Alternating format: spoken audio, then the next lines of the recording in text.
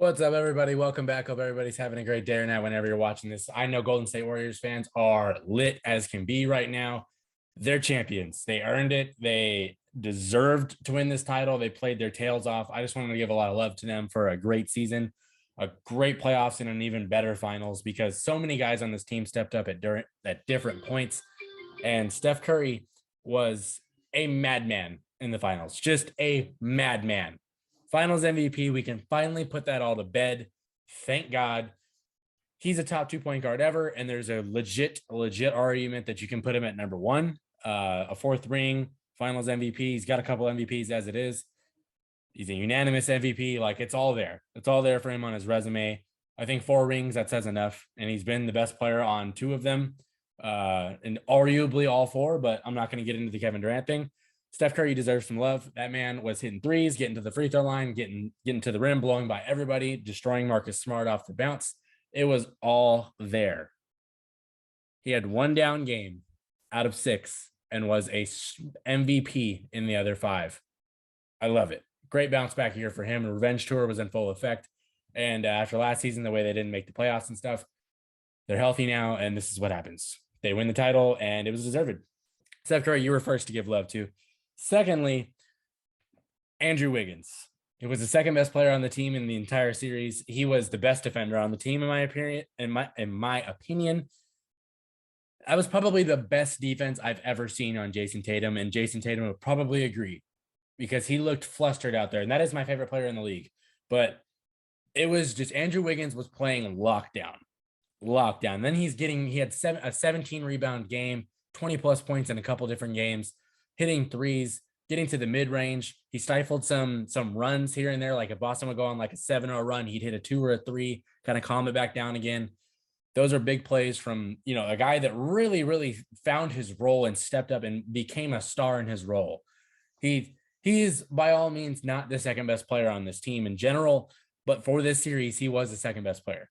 And he proved it each and every single game. I love the bounce back that he was able to have in the, people calling him a bust in the past. Now he was a very, very elite, important player on a championship team. So great turnaround for him. Really happy for Andrew Wiggins. Before I continue, if you're new to the channel, please subscribe. And if you enjoy this kind of content, please like the video. But Draymond Green, it is time for you to get some love. Those last two games were incredible, especially this game 6. If the man is hitting contested middies, you're not beating them. It's just not going to happen. Hit a couple threes for the first time in the series. His defense was really, really fantastic. Rebounding, creating, it was all there. Great last 2 games, especially this closeout game to win the title. Fantastic performance. Way to bounce back from a previous 3 or 4 games that were really, really rough for you. So Draymond, you're off the leash now. Like you're out of the doghouse and you bounced back. Awesome. Now, this player, I was very, very curious to see what he would be like in this finals run because he's a young guy. It's his first taste of this. He can be streaky. He's very explosive. Jordan Poole. And the thing I wondered with him was his defense going to be able to keep him on the floor? Like, was he going to be able to not get bullied on the other end of the floor? Was he going to be able to create his own shot? Was he going to be able to be that 6-man guy that he was? And for the last 3 to 4 games, I would say, I thought he was fantastic. I thought he did a great job in his role, coming off the bench, giving you 12 to 16 to 20 points, whatever it might have been, leading the offense. And for most of those times that Steph sat in the last few games, they didn't get ran off the floor. And a big reason was because Jordan Poole kept it together. So Jordan Poole, great playoff run. Finals was good. I think he was better in the previous series, but he proved me wrong. I guess I didn't think he was going to be that bad in general, but he proved that he can play on that stage, and that's important. So congrats to him. The buzzer beaters, who doesn't love those? Those things were just nuclear shots. I swear he shot one from Oakland one time.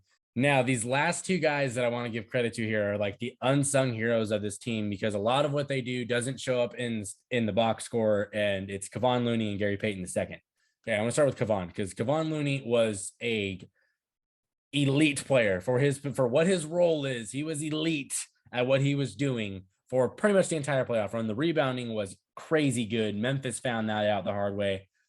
Dallas found that out the hard way. And then Boston did too. Cause he, even coming off the bench, being a professional and coming off the bench when you were starting all the time. And then he basically, he was a starter for most of the season and he played he played over 100 games. Like that longevity is crazy. That doesn't happen for many, many players. So what he was able to provide for as long as he provided it, awesome for him. I thought he was fantastic. Offensive glass, creating extra opportunities. And then I thought he was really, really good in like pick and roll defense. And I thought this was going to happen too. The Celtics were going to try and switch on to him and realize it's probably not a great idea. And it did. It was not a great idea. He was really, really good holding his own against Tatum, against Jaylen Brown, against Marcus Smart, whoever it may be. He was great in pick and roll defense. He stayed on the floor on that side, and that was important.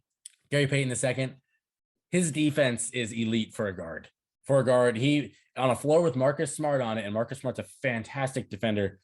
There was times where he was the best defender on it. That's what it was. His defense on Jaylen Brown was really, really good. Forced a lot of turnovers, and a lot of what he does doesn't show up in a box score because he pokes a lot of balls free, creates like those second chance taps, the energy dunks. That stuff does show up in a box score, but like a lot of what he does, the energy that he provides doesn't show up there. And it's like the screens and the creating without even having the ball. That stuff is important to get Steph open for threes. And he just knows his role on the team. And you just know when he goes out there, he's going to play really great defense. He might knock down a corner three, and he's definitely going to be cutting, and he's going to be running in transition.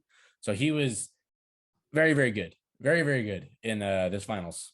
Coming back from the elbow and everything, the injuries that he came back from, to be as valuable as he was really, really nice, because they needed a defender like him to be able to come off the bench, because they don't really have any outside of Klay. They don't really have any guard defenders other than him that are really like elite perimeter, like guarding point guards and two guards. That's what his role is, and he's fantastic at it.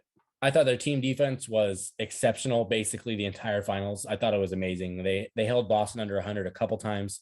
Holding any team in the NBA under 100 points, especially in the finals, is not an easy thing to do, and they did it. Steph Curry looked really, really, I loved his defense. The effort was infectious for me to watch. It's like he's competing on that end, and yes, he's not the biggest guy. He's not the best defender out there. He's not the fastest, but he's competing, and everybody else is competing at the same time. So when you get that collective, just juice brought to the defensive end, and nobody is slacking for the most part out there, you're going to be elite defensively, especially when you have defenders like Gary Payton, like Andrew Wiggins, like Draymond Green, like Kevon Looney. Like, you have those guys on the team. Klay Thompson. They have just so much there. They had a lot of hoopers and a lot of dogs on that team. They had like the perfect blend to where Boston didn't have enough hoopers, in my opinion. They didn't have enough guys to go get you a bucket. They didn't have enough creators, one-on-one guys. They really only had two of them, 2.5 if you want to count Marcus Smart. And Golden State had 4, 5, 6 of them sometimes. So, it's hard to beat. It's hard to beat, as Boston just found out. And they still have James Wiseman coming back. Kuminga didn't even play in the finals, and he had some good moments in his rookie year. Moses Moody, I don't know a ton about him. I haven't watched a lot, but it's from what I've seen, it seems he has a pretty good offensive potential. I really like what Kuminga is going to bring. I think he's going to be an elite two-way player as he grows. That defense and the energy and his athleticism is crazy. I think at the minimum, he's going to be what Andrew Wiggins is now. I think I can see that for Kuminga. And then James Wiseman, it's kind of like an open book right now. We don't really know what to expect from him, but he's a 7-foot guy that can run the floor, that has some bounce. We haven't seen him in a year, but he was a number 2 pick for a reason. So he's coming back too. So they're still young. Jordan Poole is still young, and he's uber talented. They're not going anywhere for a long time. They're going to be here probably in these Western Conference finals, or at least deep playoff runs, for the next 2 to 3 years, depending how long, barring injury, of course, depending how long Steph Curry is able to stay what he is on the floor, and Draymond Green, seeing if he's able to keep up at least a modest level of offensive play, because when he doesn't quite have that consistent jumper, you don't know how his game is going to translate as he gets older. Body breaks down, it's just kind of natural. Klay Thompson coming off these injuries, we're going to see. I think he's going to be better next year once he's not coming back into a team middle of the season. He's going to get a full off season to rest and get his game right, get his legs underneath him. I think you're going to see a lot better Klay Thompson next year. Didn't really mention him a lot this video because he just really, honestly, just wasn't that good in the finals. It just wasn't there. He wasn't hitting the shots. I'm not going to dog him. He's a champion again. It is what it is. I think next year's going to be a better year for him. Steve Kerr, excellent coaching the entire time. Steph, you get 2 minutes. That's it. You get a 2-minute rest here, and then we're in the fourth quarter. You're coming back. It's just the knowing when to put guys in and what strings to pull.